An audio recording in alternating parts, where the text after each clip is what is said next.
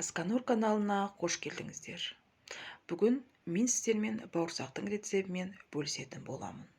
Ал сіздер менің каналыма лайк басып, комментарий қалдырып, подписка жасап кетсеңіздер болады. Бауырсақтың рецебін толығымен астына жазып кетемін. Ал енді бауырсақты жасауға кірісейік. Ең алдымен біз апара жасап аламыз. Оған дрожжымызды саламыз, қантымызды саламыз. Сосын жылы сүтімізбен жылы суымызды құйып, қантымыз бен дрожжымыз ерігенше жақсылап араластырып аламыз. Сосын оған ұнымызды 250-300 граммдай ұнымызды салып, жақсылап араластырып, оны пищевой пленкамен бетін жауып, біраз пузыректар пайда болғанша, яғни біраз көтерілгенше бетін жауып қалдырып қоямыз.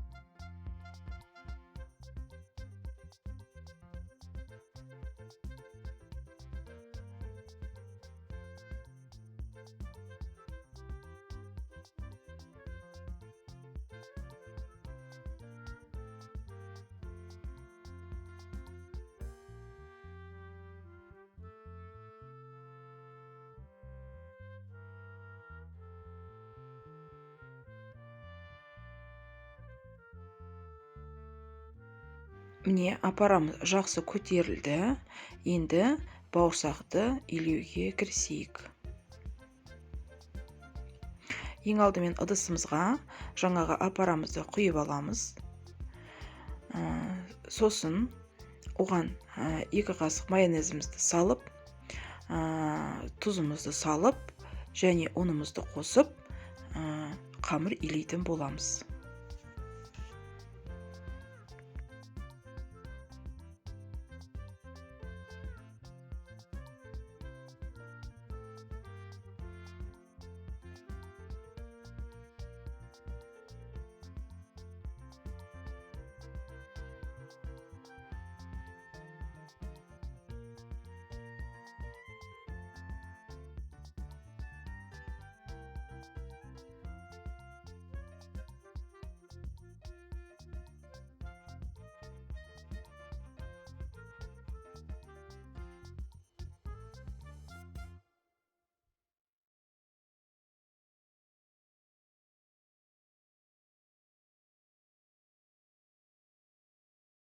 Міне қамырымызды илеп болдық.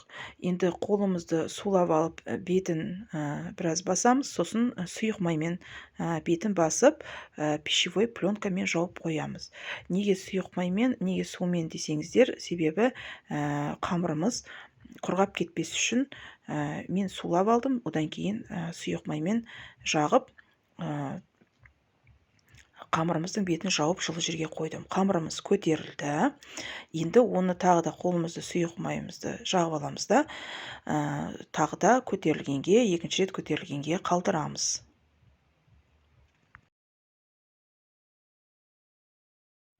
Міне қамырымыз екінші рет көтерілді, түсіруді ұмытып кетіппін. Енді қамырымызды үстелге салып, қамырымызды жая бастаймыз.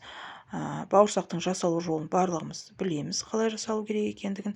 Арнайы құрылғымен домалақтап кесіп, бауырсағымызды тағы да кесіп алғаннан кейін, тағы да біраз 15 минутқа бетін жауып қалдырамыз, біраз көтерілгенге дейін.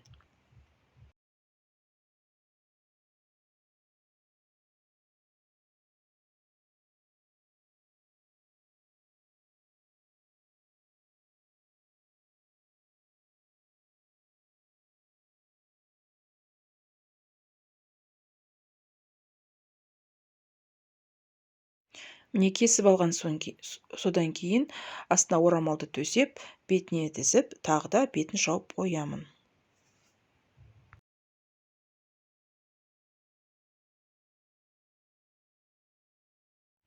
Міне бауырсақтарымыз біраз көтерілді.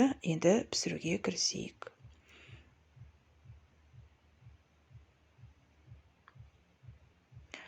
Бауырсақтарымыз пісіп болды. Өте дәмді, керемет болып шықты. Жасап көрсеңіздер болады. Ас болсын. Тыңдағандарыңызға рахмет.